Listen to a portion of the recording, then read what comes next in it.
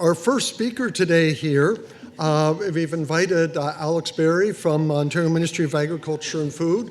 And last August, no, I guess it was last July, several of us ended up in Rainy River, Ontario, at one of the field demonstrations that Alex and his traveling roadshow from Ontario was doing. I don't know if anyone heard about this, but it was a sponsored field day of University of Minnesota, Manitoba Ag, and Ontario sponsoring the infield Compaction Expo. Anyways, Alex comes to this. He's the soil management engineer with Ontario Ministry of Agriculture and Food, based in Brighton, which is east of Ontario. Grew up on a dairy farm. Sounds like you've been custom combining all over. You did some hard time in Saskatchewan. He collaborates with other researchers. Good time in Saskatchewan. Good time in Saskatchewan. And he collaborates with researchers that focuses on soil compaction, tire and axle loads, and other factors leading to soil structural problems. So we have invited Alex here today to talk to us about compaction, and I think the title says that everything is too heavy. Yeah, I won't give away the answer. Okay, so yeah, thanks for inviting me. If it's too loud, if it's not too loud, or if it's too quiet online, please holler and I'll adjust, but Marla's all over it. So yeah, thanks for inviting me. I'm happy to come here, and you know, what is it? So Marla and John were very helpful to us when they came to our expo in Rainy River. The reason why it was in Rainy River is because getting out of Ontario to do anything like this is kind of a nightmare. Without a province travel. So we convinced everyone to come as close as possible to the border, and that got us a bit of a roadshow up to actually a pretty nice area to do agriculture, but that's beside the point. So yeah, jump to the end. Everything is way too heavy, and soil is way more complicated than it ever needed to be. So we'll skip that because I probably won't stick to it. So who even am I? So I'm the engineer with the Ministry of Agriculture, Food and Agribusiness. We've gone through a couple of name changes in the last few years. I grew up on a dairy farm east of Toronto. I had 65 Jersey cows plus replacements, and father was always the one fixing stuff, so I kind of inherited that habit. The farm's been no-till since '94.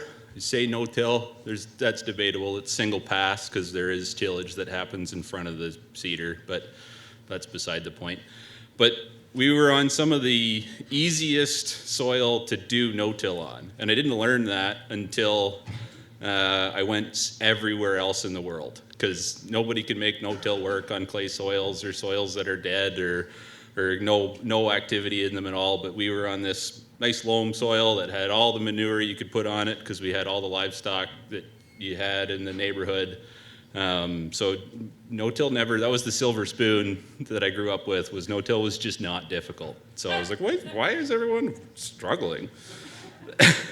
The cows left in 2023, but the rotation's still corn, soy, wheat, oats, and red clover. We keep the red clover. We used to feed that to cows, and it's been good for our soil health overall.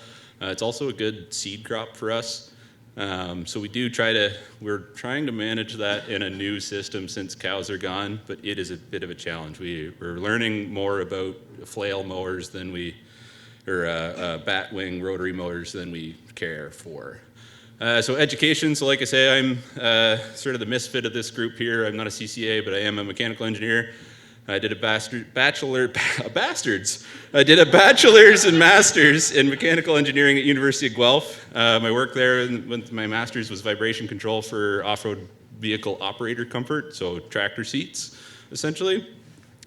Co-opted at Salford and Macdon, those were some of my most favorite jobs. Macdon especially, I got the tour again, did wheat harvest in '09, blah, blah, blah, blah. I've been all over North America, so that was fun. And then I've been in this role since 2019, this soil management role. So what do I do? So when I had a temporary manager for a little while, he asked what I did. I said, it's everything that touches the ground and anything to do with thinking about how to do that. So it's like everything. Lately, it has been a lot of compaction, and we'll get into why. It's drainage, erosion control, excess soil, some policy stuff around excess soil, and 11 herbs and spices depending on the day. And so I'm part of a group that's 16 of us engineers. We all have individual specialties, some on housing, livestock housing, some on farm optimization, things of that nature, but we are the technical experts for the Ministry of Agriculture, so to speak. Sort of companion to what would be the agronomist extension folk that you would know and love in your parts of the world. Yeah, so this is a slide that Ian McDonald loves. I made the meme for him, but it was the soil compaction got you down, and that's, oh no, my soil, ow.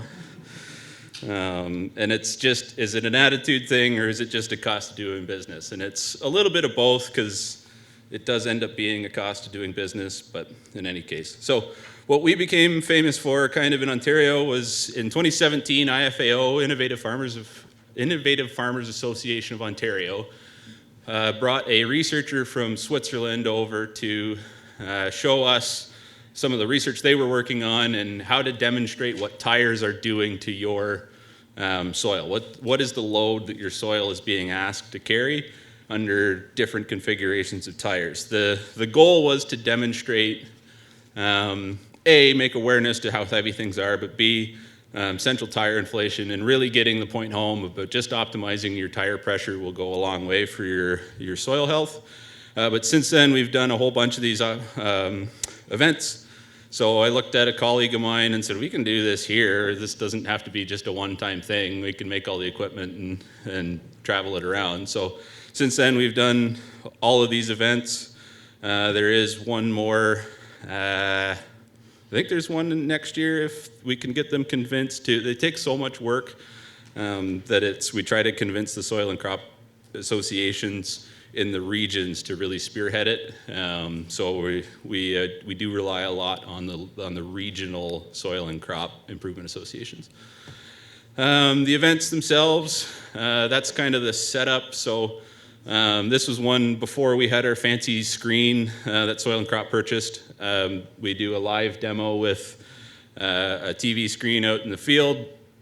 Vehicles drive over the sensors that I bury in the ground, and you get to see real-time changes in how different tires behave on the exact same piece of soil. Kind of travel around. I've got it sort of accumulated into 2 tables worth of stuff we have to set up. So it's 3 days full of work if we do these events. So the system to put it in, it's a bowling probe. So it's a 4-inch long. I will unabashedly use imperial measurements throughout this whole. I have 1 metric slide, but otherwise I'm the only government employee that uses imperial. 4-inch long piece of surgical tubing. It's filled with water just on the end of a pipe so I can stick it in the ground. And it's just measuring the squeezing force in the soil. So it's debatable whether on what moisture condition it's measuring strain versus measuring just excess pore water pressure. But in either case, it drives the point home. Odette Menard has done a very similar type demonstration in the past, but just with a little bit less flash and pizzazz. So there's installing the sensors down at St. Clair this summer. It's basically a poor man's drilling operation, directional drill, so I can drive a rod into the ground and get sensors repeatably at 6, 12, and 20 inches in the soil, and then neatly stacked in a line so the data lines up. And then the region, the local farmers and stuff, they set up to bring their equipment, and we load it up to the maximum that machine will do. So in this case, the manure spreader, it's got a wide radial tire on one side and a 15L, sort of your implement tire on the other. And we can compare side by side, one way or the other, what do these tires do? And it is an opportunity to learn from a fire hose for farmers in the field. We've since then sold convinced farmers to at least increase from a bias ply to a radial tire. So it's been successful overall, well worth doing. These are the sensor tubes as they're buried in the ground. So I shove a rod in the ground, pull it out, and inside that hole that's left in the soil, I slide my sensors down. And that X in the soil is where they end up lined up. And then we have a we find the 3 best tractor drivers in the region to very carefully drive over the soil, because it is a bit fussy to get set up. For the first event, the data collection was extremely manual. I think I spent 3 or 4 years combining the data from like 3 events, getting hounded because it was just, I had to data clean. So I've made a really complex database to do it a little bit faster, but it's been 2 months since St. Clair. I didn't look at it admittedly for 2 months, and it's going to take me another 2 probably to actually do it legit. But one thing we do, we measure wheelbase and axle distances and tire widths for every vehicle combination. So this is just it's an impossible video to see, but this is like you were looking top down at that manure spreader tractor at the front, manure spreader at the bottom, as if you were looking at it from the sky. And then I have all these barcodes. These are just for me so I can clean my data a little bit quicker. So when I center the middle of the rear tire on the manure spreader, I know roughly which other tires on that vehicle combination give me roughly good data, and I either use it or I don't, and I know where it is on the plot. So that sped it up. I've made some reports out of all the data. I don't analyze it to the point where I tell you this is better than that is better than that, but all of the graphs that were generated that are at least not purposefully misleading, I guess, are in those reports. So they are on Field Crop News. It's kind of our communications website. So fieldcropnews.com/soil-compaction. All the reports for any previous event is there now. And it'll have the plots that I think I show you in this presentation, but I don't think I do. And then all of these. So the farmers actually, also the benefit to them is they get the tire weights and axle loads for that piece of equipment. So they at least know, because that's going to be a big thing to know. Skipping to the very end, what you need to go home with, I will have no better recommendation for you except this slide, is you want to strive for 7,500 pounds per wheel, 3,500 kilograms or 3,000 kilograms, I guess, and below 20 PSI in your tires. So you want to buy a tire that will carry that weight with at least that. Now, lower is always better, and lower will be better, but the recommendation is always 10 tons per axle. That's 5,000 pounds per wheel. There's not really anything in agriculture that is efficient that will do that empty, let alone with a load on it. So my caveat is, and I'll show you where I picked that number from. That's not just picked up out of nowhere. This is a plot of everything we've weighed, segmented by equipment type. So I think we've weighed well over 2,000 tires at this point. So this is all this is all of them. So and it shows you the range. So for and I'll take comments or questions at any time if it's burning, but otherwise we will not have time at the end.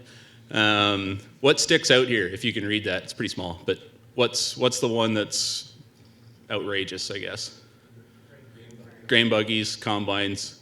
There's grain cart, grain buggy. I come from the Ottawa Valley. It's like I say car and buggy, so it's fine.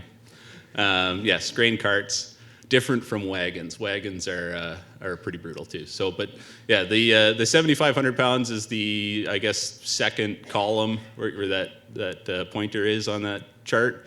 Obviously, there's a lot of stuff that's heavier, and that's per wheel, remember. So that is that first slide is a bit of a pipe dream if we're also talking about efficiency, because getting weight out of the field is a whole other conversation. There it is in metric, and I just highlighted that. So 500 kilograms is highlighted. Those are the red dots. I apologize in advance for anyone who's colorblind. This is not going to make a ton of sense. Our packages don't have a good colorblind color scheme. We'll say it right now. 500 kilograms is the heaviest thing a human has picked up. It's on the left side of the graph. So there's your reference. Grain carts, there you go, grain carts. Per tire load, so this is data that I collected from literature. This is my curve for grain cart design. So this is literature capacity, so bushels across the bottom with tire weight across the side. What's the thing that sticks out the most? The smallest cart's already well over the recommendation by double, right? So you think more tires or smaller carts? Great question. So the question was, do I think more tires or smaller carts? And that's where I will talk in a circle and not get anywhere. Because so part of the problem with me being an engineer is it's very easy to hyper-focus on one thing. And I'll talk about it later, but specifically soil strength. I got to make my soil stronger so that it'll carry more weight. But also, I recognize that you need to make money. So you can look at it. I'll show you a way to look at compaction from a different angle. That's like, oh yeah, just do that, silly. So the circles are radial tires. The point of this graph. So I've got 2 axles and 3 axles down there. Obviously, adding more tires halves the weight per tire, yada yada yada. But it's still over the recommendation. They're still not good. So there's a way to get around this. There's no way to get around this. And I have verified this plot because some of the measured data that we've actually measured falls roughly on the line of the curve. So if you need a design curve, there it is. That tire there is 45,000 pound. There's a wheeled tire. That's where tracks really start to take over the load carrying capacity from a safety perspective. So the biggest tire you can buy, at least 3 years ago, it might have changed now, carries 45,000 pounds. There is a circle up there at 80,000 pounds. And I said, that is physically impossible. What are you doing? So I called the manufacturer that will not be named, and I talked to an engineer, and they said, well, so if we follow specific conditions, we can overload the tire by 65%. And I said, well, what are those conditions? They said under half a mile total distance in a straight line at less than 5 miles an hour. I said, great. How does that help me? So I don't know that they've sold one with tires on it, but the fact that it's available to purchase bothers me. So how to get around it? And actually, I was up at a site with John. We talked about some grain carts and some mother bin situations. I conceptually like the idea of the mother bin. In Ontario, we have like 10 and 50 acre fields. If you can imagine, farming inside of your yard here. So it doesn't really work. We tried to go to a system where it was a 1,300 bushel cart filling the trucks and a 500 bushel cart in the field to try to manage the weight, keep it out of the center. John Deere tractors, if you own 3 of them, one will always be broke down. If one's planting wheat, which grain buggy are you going to pick? Recognizing that none of you are allergic to making money, we're picking the 1,300 bushel cart, right? So that we hurt ourselves there one year by just dragging weight around a field for no reason. So this is all of the stress data that I've measured with those bowling probes, separated by event. Now there's 4 or 5 measurements per event that's kind of buried in this data because the stats are nonlinear. If you're a statistician, please come talk to me. It's horrendous. So if we look at what a good soil will carry as far as carrying capacity, so a loam soil, we always say will carry around 15 psi of stress. So stress is across the bottom axis here. So further to the right is worse. That's more load. And then you can see the variation in color. So what this ends up showing me, so I can very confidently say this piece of equipment is worse than this one, is worse than this one, ipso facto these tires, but more yada, yada, yada. I can categorize those pieces of equipment. I can't tell you whether your soil will fail under a specific load condition. So because I don't know the strength of your soil, we're guessing at 15 psi. And in reality, the moisture and texture plays such a role in strength broadly that it's impossible to nail down at the moment. More research is required. So that's at the surface. That's 6 inches deep. There's 12 inches, so right at that subsoil transition for most people. I don't know what topsoil depths are here, but about 12 inches. And then there's our stress. So if we're still using that 15 PSI number, so if you notice something, what's still sticking out? What's still to the right of that red line? Sprayers, self-propelled sprayers, grain buggies, grain carts, whatever you want to call them. Manure spreaders there are a bit of a misfit, right? Dairy farmers very early on realized we got to put more tires under this because liquid looks heavy. Grain's not heavy. Grain's basically marshmallows and styrofoam. Liquid's heavy. So they figured out design of manure spreaders pretty early on relative to grain carts. If you look at sort of the design evolution or paradigm that is grain carts. And there's 20 inches. So now we're into the subsurface where all of your problems from water movement, your long-term compaction damage is going to be at 20 inches or in the subsoil, whatever it is. 20 inches is an arbitrary number, really. So what's missing in subsoil from topsoil, generally? Organic matter. I heard it over here. Yeah. So organic matter is much like fiber fill or rebar in concrete. It adds a little bit of tensile strength to a medium that's not got any tensile strength. So a pile of rocks is really good when you stand on it. It's not so good when you turn a pail upside down. It doesn't stay there. But if you knit it together with organic matter, now it becomes more of a system. Show the camera. So it's more of a bridge. It's more of a bridge system in that case. So organic matter is your friend. It's what's giving you that boost in strength. Subsoil, we say, is about 7.5 PSI. I've used 27 minutes already. Anyways, there you go. So yes, grain buggies are still stuck out here. I've highlighted them now because they're the heaviest thing there. So yes, manure spreaders are still heavy, but they're not as heavy as grain buggies. Grain buggies are an order of magnitude heavier than anything else on the planet. So if I take all of my events, all of my allocations for all of my data, we're jumping straight to the end because I have a whole CT void morphology presentation after this. If I normalize it for the heaviest thing that went over that sensor and scale all the rest of those things to fall into a 0 to 1, that's what this plot is. So 0 to 1 along the bottom axis. So on the day, one of these things was the heaviest thing I measured, and here's where everything else stacked up. And then I've sorted this top to bottom by the average of that data set. So in theory, this gives me the order of worst to best pieces of equipment. And the eye test will tell you that, yeah, that seems right, except what's going on with tillage? This is a lesson in having enough data for your data set, because I only measured one piece of tillage equipment and it weighed 8,000 pounds per tire and it had 2 tires. And I have 2 data points for it. So the mean is way over here. So it's cautionary tale on looking at data. Don't believe it all. So this is organized by worst to best, top to bottom on this chart here. I apologize for those people online because I haven't been diligent on the pointer. And then organized by weight again. So there's really no, there's no trend here from weight that we can see in this plot. There's 12 inches, so tillage is still being a nuisance up there. But self-propelled sprayers, largely, they have the most range. So they're either the heaviest thing on the day or they're not. Now some of that is, we had some that were a Melrose sprayer that had, skid steer tires on it versus your flagship 120-foot booms.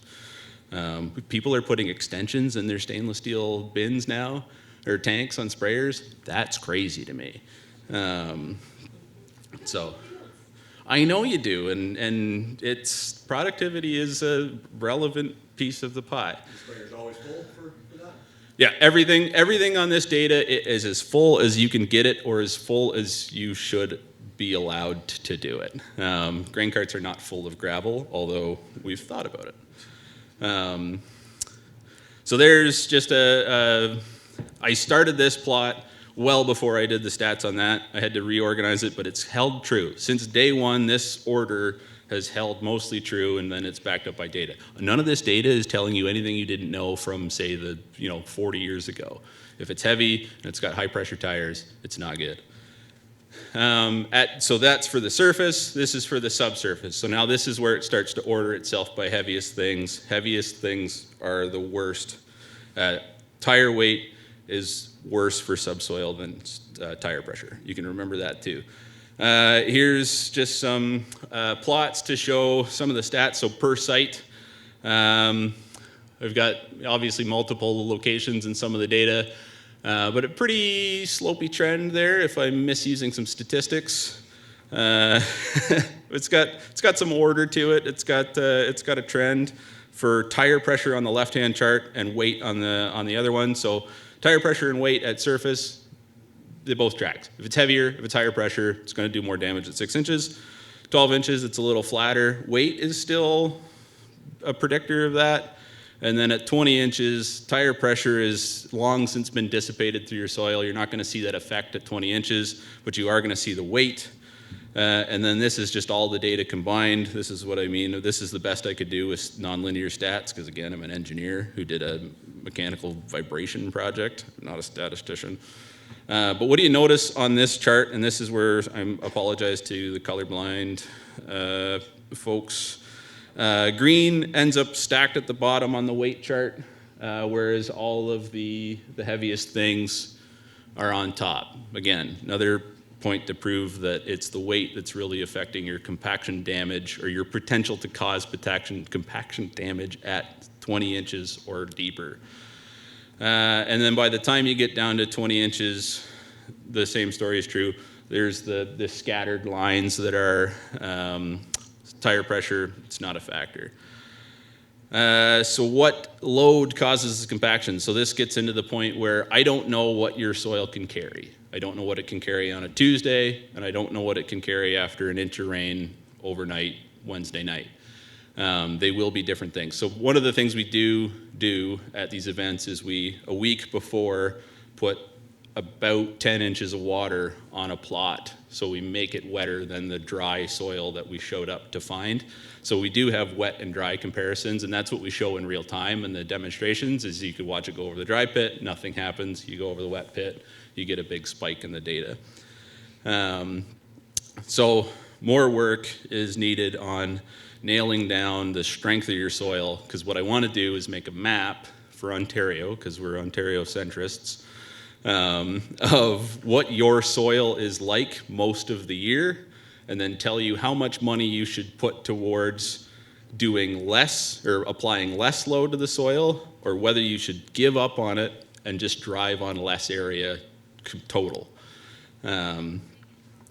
So we'll get into this one. I included this slide. So this was a research study that just wrapped through an alliance project between University of Guelph and the Ministry of Agriculture.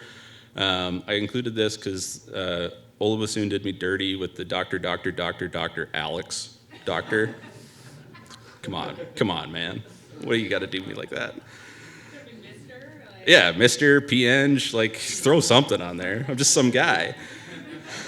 So what we did in this case, Bassoon did X-ray computed tomography on soil samples under 2 loading conditions. We're going to breeze through this one. So we had a site that had a well-managed half and a poorly managed half.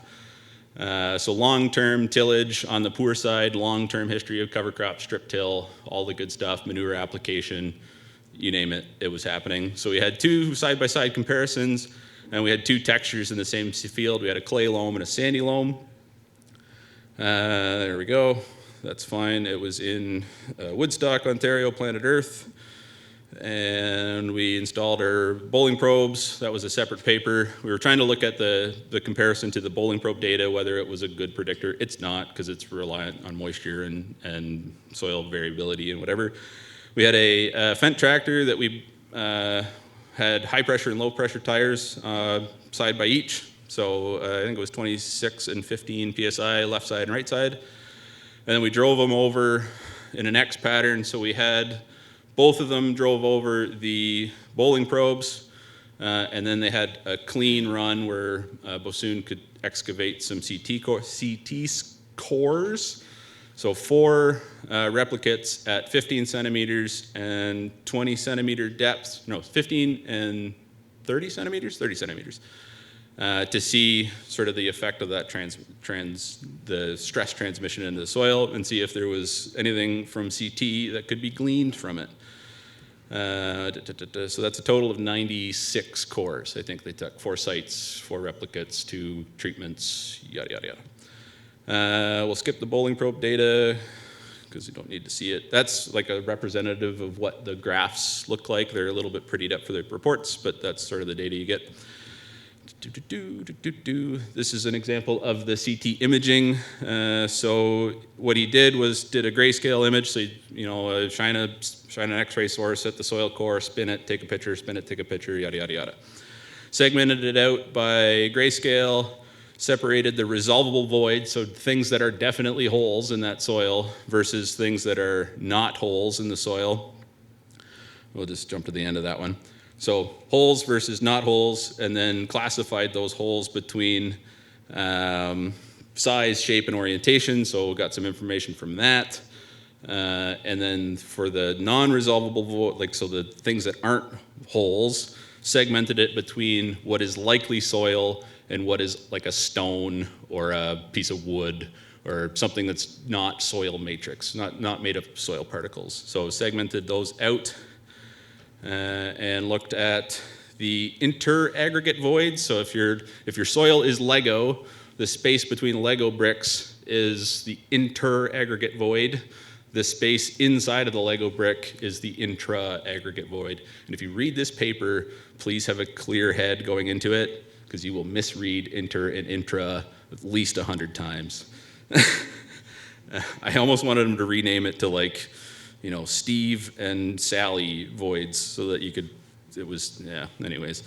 So out of the data, no statistical difference in void change or not many statistical difference. There was difference in soil texture for voids size, so well-managed soils tended to have larger and more void space, or more well-connected void space. So PSL, the pumpkin spice latte soil, the poorly managed soil, sandy loam, poorly managed sandy loam, Tommy Atadamus took 2 T's, had greater soil porosity than well-managed sandy loam at 15. That was the only one that was weird. So poor managed sand had more porosity than a well-managed sand. Okay. And then generally, there's some more results. How am I doing for time? 38 minutes. I got 5 minutes for questions, so we're skipping all of this. Long and short of it, we'll skip to the last slide. WCL, so well-managed clay loam had small to medium pores. PCL had large pores. Void shape across treatments. This one was also neat. So the most common void shape was triaxial, so a shoebox, so a non-equal side rectangle that was about the shape of the void, oriented flat. So that makes sense. You get platey compaction lines. That's the predominant void shape. And the well-managed soils had better connectivity between all of those holes, whereas a poorly managed soil just had more small holes that weren't connected to each other. It was basically just smushed. Some interesting results out of that. Again, read the paper with a clear head, because not a huge difference between traffic treatments. So I think there was one of those tests where inflated tires did slightly more damage, but not statistically significant. And this is where you get in the weeds. So you go, well, this data says it doesn't matter what my soil pressure or tire pressure is. But if you look at the practicality, a high inflation tire will leave a rut where a low inflation tire won't. The big manure tanks with the CTIS systems demonstrate that well enough. This is how you set your tires. You drive yourself crazy, so yada, yada, yada. I'm skipping to the end. What did I say? So you can either go out and buy really expensive tires that'll let you get the lowest tire inflation pressure to carry the heaviest weight. That will put less stress into your soil. But at the end of the day, yield or money lost is yield hit times area of damage. So if if I spend a ton of money, tens of thousands of dollars per tire on grain cart cents, so, and I move it from definitely causing compaction to maybe causing compaction, and then I drive over more area thinking I'm better, I've just lost myself more money. So what I want to do is show where are the strongest soils in the province, where are they comfortably going to carry 15 psi plus. That's a good target to get tire pressure down to. If we can figure out a way to get more axles under stuff, then I can say indiscriminately drive anywhere, you're going to be fine. If your soil never ever gets strong enough during the year, it never dries out, you have too much rainfall, whatever, you're almost better just putting steel wheels on your pieces of equipment and going straight to controlled traffic. Put all of your money into equal width machines, just give up on the area that's going to lose you money and make sure that area is the lowest amount of area possible. That doesn't work when you guys get to 200 bushel corn. So you cannot predict how much corn is going to come off the center of that field. So at some point, a combine or a grain buggy has to carry 400 bushels of grain out of the middle of that field. And it could be anywhere, depending on where that is. I get in constant arguments with Ian McDonald about unloading on the go. He says it's better to have just the combine drive to the truck. That works in a 50-acre field. It doesn't work in a 1,500-acre field. And it also doesn't work from the sense that a well-set-up grain buggy will carry 400 bushels better than a combine ever will. And a combine not picking corn is not paying for the combine. So a combine's not a very good grain buggy. So unloading on the go is still better if you manage it correctly. So keeping the weight out of the middle of the field, keep it towards the edges, limit your total amount of area trafficked.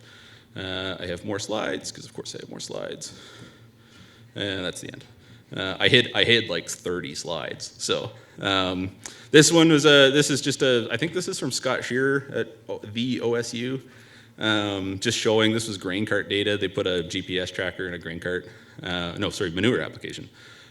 So manure is a good example because you're heavy every 40 feet or every 50 feet. You start heavy, you get to a point where you're light. So minimize the total area. But yeah, so I have told you nothing. So either go out and spend $20,000 on fancy tires and hope, or commit to just driving on less. Questions? I'll repeat your question. Tracks versus tires is the question. Famous question. Don't like it. Generally speaking, tracks on combines versus tires on combines. Well set up dual tires on combines will be as good as tracks in most cases, factoring in the fact that tracks are 6,000 pounds heavier generally than a set of duals, round numbers. Tracks, Nick Dubuque from Susie Tracks had a really elegant way to say this. Carrying capacity is different from like weight on soil. So a track will float over more area. I don't think it covers enough area to limit the damage to your subsoil.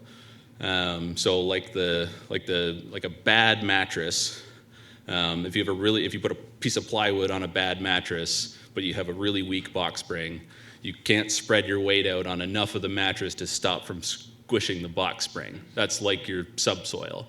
If you get more tire, which is what the VF tire, that's the whole thing. When you take the air out of a manure spreader tire with the great big volume tires, you get a longer footprint.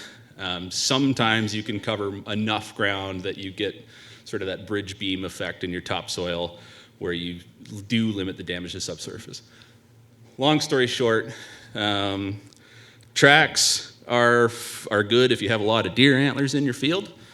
Tires are good if you don't like everything about tracks. So you don't like maintenance, you don't own a grease gun. The conversation is not about what's doing less compaction, it's what fits into your system better. If you're doing a lot of road work, stay away from tracks. You'll burn them up, you'll wear them out, you'll heat them up, whatever. But that can be true for bad and higher inflated tires. I'm done, so I'm here tomorrow. Yeah, well, we've got time for another question here. If there's one from the audience or if there's one from online, Marla? Nothing online. Yeah. Okay. Be said about Is there something to be said about wheel slip? Yes. Did I put it in here? Yeah. So if I breeze through this one real quick. So you determine your task, whatever you do. Your tractor's got to pull something. It's got to carry something, whatever. You determine what you're going to do, what speed you're going to do it at. So I'm doing tillage at 5 miles an hour. I'm going to pick my tractor. I picked the most comfortable tractor in the yard because I got to be in it for 24 hours. That's the one I pick. Determine my wheel load, set the tire pressure. I need to then check my wheel slip because if I'm being efficient, I got to run it at 7% wheel slip for a two-wheel drive tractor, 8% for mechanically front wheel assist, 10% for two-wheel drive tractors, and then I want to ballast if I don't have that wheel slip because that's where again, tie another layer on it.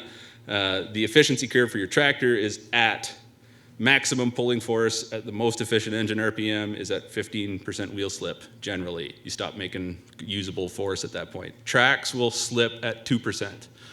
So they're a different animal. So I could engineer a drawbar to drawbar tractor pull, which I want to do for an event that I'll back away and fade myself out. I want to do an event to get people to do the bait and switch, to say, hey, look at this tractor drawbar pull. Also, here's some BMPs. I could engineer a track surface where I could pick the winner, tracks versus tires, in a straight drawbar pull. Because if I make a loose surface on top that's sticky, I fill the belt up with mud, it doesn't clean itself out as much as a tire will clean itself out, it doesn't get traction, tire wins. If it's a hard surface that a track can bite in without plugging, the track will bully a wheeled machine every day of the week. So. We had one more question to finish with online, Marla. It's maybe more of a comment, but just see if you have something to say about it, Alex. With tires, your traffic area can be 2 times what you are with tracks, which Yes. doesn't often get brought up in conversations. Yes, duals are good because they have your weight. They also double your width. So if adding the dual doesn't get you from maybe compaction to no compaction, then it's fine. If it takes you from yes compaction to maybe compaction, well, now I've just driven on more area. On wheat harvest, we had duals. No, we didn't have duals because we were going to kill a 19-year-old because you couldn't get it on the highway with duals on trucks. So you were going to drop a tire on a kid. So we put singles on. I didn't like singles because they bounce too much. So I liked duals from a stability standpoint. But from a compaction standpoint, it's like, eh. You also have like half the rubber that you could on a big single. I'm going to leave. I just take my cue from the corner here. Sorry. John is so on time that he's ahead of time, and that never happens, right, John? Okay. I have one thing. It was a question, comment, whatever. But do you have anything to say about calcium-filled tires? Calcium-filled tires, they're a quick way to ruin a really expensive race track tire inflation gauge when no one tells you that they're filled with calcium. That is an engineering question that's maybe not compaction related. I haven't noticed it in the data, say, like a calcium-filled tire versus the same size non-calcium-filled tire. Again, the difference is so minuscule on my non-research quality setup. There is research down in the States. OSU has a $100,000, the Dr. Scholl's thing you stand on at Mark's Work Warehouse that tells you the trigger points in your feet. Basically that, but you can drive a tractor over it. That might have some interesting data, calcium versus no calcium, but the debate there was power now because you're trying to rotate a fluid, but the fluid's not rotating, so that's not a compaction conversation. That's a different topic of mechanical engineering. What are engineering conferences like? They're awful. Yeah, Well, I think we'll wrap it up. it's there. like a room full of ADHD. Yeah. So I managed to drive you around to 2 farm calls yesterday on some bald winter tires. So I'm glad that we finally got talking about tires again. Join me in thanking Alex here for the presentation today. And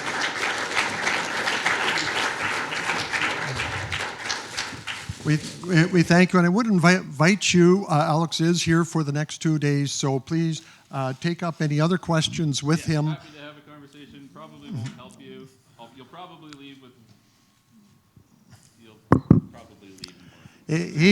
He says he and his road shows have sold more rubber and tires in Ontario. We've than convinced people to buy radial tires. So the conversation in Ontario is bias plies are cheap. Also, when we replaced tires on our grain cart, I went down to check to make sure they were at least radials. They were bias plies, and I said, I got to get ahead of this scandal, because don't do what Donnie Don't does. But that was an economic decision. We are a small, retired 65 cow dairy farm with a 1,300 bushel 2-axle grain cart.